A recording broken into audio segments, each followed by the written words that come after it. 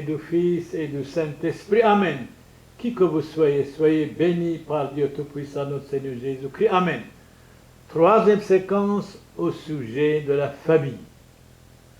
La famille, nous devons répéter, doit être la base de la société.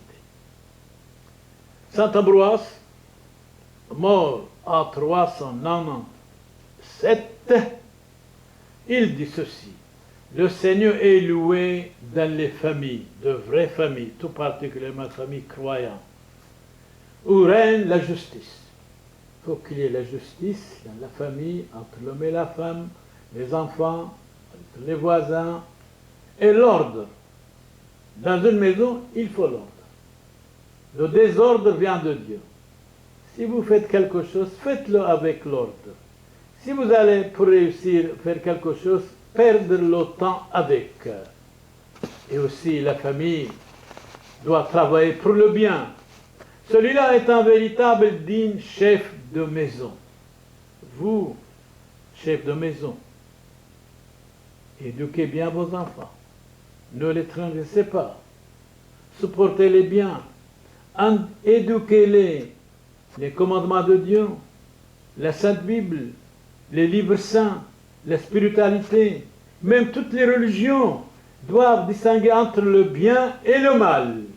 Ne doit pas dire oui, mais tout est la même chose. Non. L'obscurité et la lumière ne sont pas les mêmes choses. Absolument pas. Il y a énormément de différences.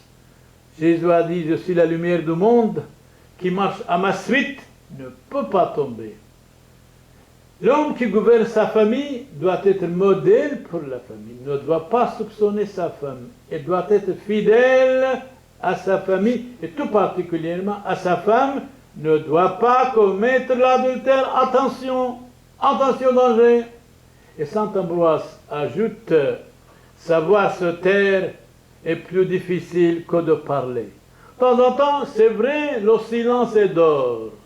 De temps en temps, nous parlons trop, on dit n'importe quoi, on chuchote, on critique les autres, on dit nous avons tout, je sais tout. Eh bien, Socrate disait, si je sais quelque chose, franchement, je ne sais rien, je dois apprendre. Nous devons commencer à apprendre la sagesse, l'histoire, la géographie, la spiritualité, le pardon, surtout le pardon. Pardonnez-vous les uns les autres, surtout la tolérance envers les autres, mais vigilance envers soi-même. Attention, nous parlons avec tout le monde, mais nous ne voulons pas parler avec nous-mêmes. Venons à Saint Jérôme. Saint Jérôme mort en 420 à Bethléem.